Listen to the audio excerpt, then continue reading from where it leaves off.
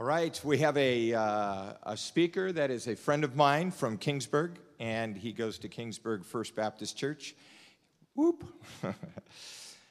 He had, I don't know if you remember, some of you were here, he had come and was going through a real fiery trial. He had throat cancer, and he came and he spoke to us, and how the Lord had met him eventually as he went through it. He came back and spoke again about it. He has a lot to offer, so tune in for Craig Rowley.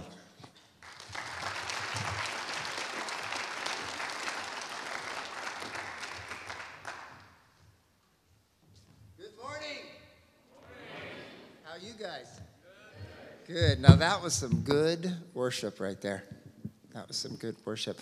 When I was in high school, I went to a public school, and we didn't get to do worship. But it kind of sets a tone, doesn't it? I mean, when you get to be alone and hear the heart of God and see people raising their hands up here, it's good stuff. When I got asked to come and speak to you guys, I really, Dan just asked me, Craig, what should I tell him about you? What do you do? And I thought to myself, I don't have anything really fancy. I don't have any degrees behind my name. I'm not a pastor. I'm not an educated teacher of the word. And so when I was thinking about coming and sitting with you guys, I thought, well, I'll teach them something out of the Bible. And I thought, no, although I want to talk about the Bible, I just want to come and talk with them. And so when I thought about, well, what would I like to talk about, I started thinking about my personal high school experience. And let me just tell you, my high school experience sucked. I had a terrible experience, and the primary reason is I didn't like myself in high school. I didn't like the way I looked. I didn't like the way I felt, and I got into this place where I was so concerned about what everybody else thought about me that I never was content about how I felt about myself. And I didn't know God then, so I didn't have any other voice saying to me, Craig, you're okay, and then trying to explain to me why I was a coach. I was just alone. And in that place, I really didn't care for being me. And I think the biggest reason is, maybe it's different now. There's a way to be cool when you're in high school, and we separate some others and we say not cool. And I was definitely part of the uncool crowd. And it wasn't till later in my life that I realized that maybe cool wasn't quite what I thought it was when I was in high school. Would you put up that first scripture for me? Do you have that ready? Yeah. I want to read this to you. It says, Lord, you have assigned me my portion, and my cup. You have made my lot secure. The boundary lines have fallen for me in pleasant places. Surely I have a delightful inheritance. See, when I was in high school, I didn't understand that it was okay just to be me. I thought I had to be something different. And when I read this scripture says to me that whoever God created me to be, Craig to be, or whoever God created you to be, it's okay to be you. Some of us are intellectuals. And I know that I'm not an intellectual because I look at my paper here and I spelt it wrong. So that proves I am not an intellectual. But the intellectuals that are in this group right here, they're going to turn out to be our doctors or our scientists or our computer creators. You're going to have incredible value when you move into this world. Some of you have really soft hearts. And you're going to be the people who are mothers and counselors and pastors. And your soft heart is going to be used in wonderful ways in your future. Some of you are a people of doing. Maybe you're people with hard hands. You're going to be workers. You want to be out there in the field. You want to be building bridges, roads. You want to get out there and work. But you know what? We can't move around without roads. And we can't be healed without doctors. And it tells me now that whoever you are, you're an intellectual, you're a soft-hearted person, you're a worker, whatever you are has value and is going to have value in the future. But when we're younger, especially when we're in high school, I think, we feel like because we're not like everybody else, or we don't fit into this little package that we're supposed to be, that we're not okay. We identify ourselves as not being what we should be, and that's a lie. The truth is, whatever God has created us to be is good. We just have to learn how to grab a hold of us and just be us.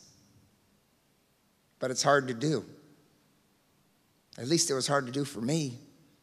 I think where I got into real trouble is I didn't have any direction. I didn't know God at all. I didn't have any good friends trying to introduce me to God at all. And so because of it, I went down this path. Now, maybe it's just me, but I was looking to feel whole. I was looking to feel good about myself. And because I couldn't get it from God and I didn't know God, I was willing to try anything else. Now, I'm going to get a little raw with you, but junior high's gone, right? It's just high schools right now? Is that right? Okay, you can handle it. I'm going to be a little raw. I started chasing, finding who I was in contentment anywhere I could find it. I didn't care if it was in a physical relationship. I didn't care if it was in drugs. I didn't care if it was in money, because I needed to be okay with myself. And I just started on a chase. And trust me, as many of you may know, when you're not feeling good about yourself, you'll say, do, or act like anything to try to feel better. To fit into a group that you don't fit into, that you really want to fit into, you will do a lot of things that you probably really don't want to do. Because being accepted, having an identity you feel good about, it's so important. Now, maybe that was just my experience, but I don't think so. The problem because I wanted to chase so hard, trying to figure out how this time thing works. But because I wanted to be accepted so much, and I ran all these different directions, and I chased them all. The problem became is none of them were making me feel better about who I was. Now, I'm talking about coming out of high school now. But in high school, I built all the habits that I needed to feel okay. But because I didn't have God telling me I was okay, I had to go find it somewhere else. And I came out of high school having built all these habits of looking to feel okay and be okay, that I went into the regular world. And man, I will tell you, when you leave high school, there's 150 different ways that tell you you'll be okay if you just do this. If you get the right job, you'll just be okay. If you just get the house, you'll be okay. If you just get married, you'll be okay. If you just have kids, you'll be okay. If you get a bank account, if you get a retirement account, if you get a boat, there's just all these ways that tell you you're going to be okay. And the problem that I found, and I started doing massive traveling. I would work for half the year and then disappear for the other half the year. I'd go to Europe for half a year. I'd come back and work for half a year, then I'd go disappear and work in Mexico for the other half the year. I just started traveling because I was trying to find something that made me feel right. And the problem is I never found it. And then the worst thing happened. And that is when I looked everywhere I could think to look and I couldn't find it, I even got more disappointed, because I said to myself, I'm never going to be okay. I'm never going to fit in. I'm not okay with who I am. And I'm afraid I've tried everything and I'm never going to be okay. That was the point that God came into my life. And you guys, it had costed me so much by that point. It had costed me a marriage. I was older. I was like 32 at that point. It had costed me a marriage. It had costed me losing my girls. They were only with me half the time now. And it broke my heart. It costed me my business at one point. Because as I kept making these poor decisions, I kept getting poor results. Finally, praise God, I said, God, I need to try something. I need to try you. I need to try you. Do me a favor. Would you bring up that second one for me?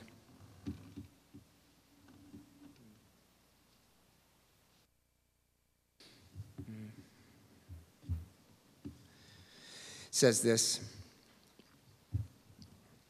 I have set the Lord always before me. Because he is at my right hand, I will not be shaken. Something miraculous happened in my life when I said, God, I need some help. I started out hanging out. Do you guys remember Mr. Bamford, who was here a couple of weeks ago? Or was it last week? I started hanging out with that old guy. And I know he's old and he's fun, but he just turned out to be the best thing in my life. I started hanging out with other people who were following God. And I began to read my Bible.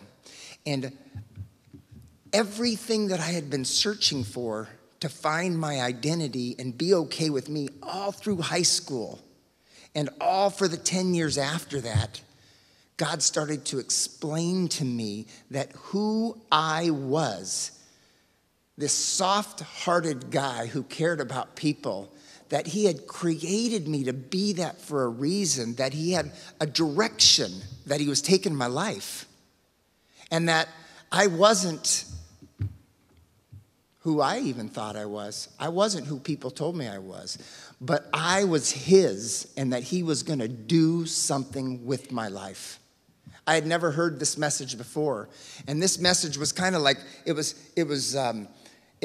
lifted the pressure off me, because I could stop picking at myself and pecking at myself, because he told me, you're my creation. I made you into this. You know, he also explained to me that, and this is a funny way to say it, but hear me out. He said, Craig, you were sick at one time. You were sick, and you had a disease. And it's like you went to the doctor. The doctor said, Craig, I have an answer for you. I have a medicine for you. And the medicine's God and Jesus. But you refused to hear me. But instead, you said to the doctor, I'm going to go try something else. I'm going to try some other medicine. And you took that other medicine, and it never made you better. And you went back to the doctor and said, Doc, I'm still not better. And he says, it's because you have the disease, and there's only one medicine that can fix you. But I refused for 15 years to take the medicine. And in the end, the final medicine that I needed to break this chain of sin that I had inside my heart and this feeling I had that I wasn't good enough, it was what finally happened when I met up with Gail. It was what finally happened when I started to read the Word of God. It was the telling to me that it's okay to be me. You know what? You are all different.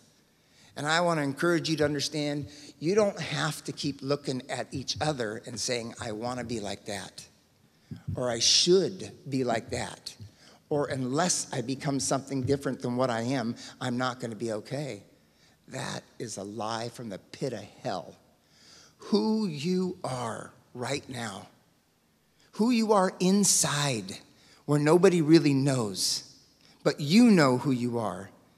That is a gift from God.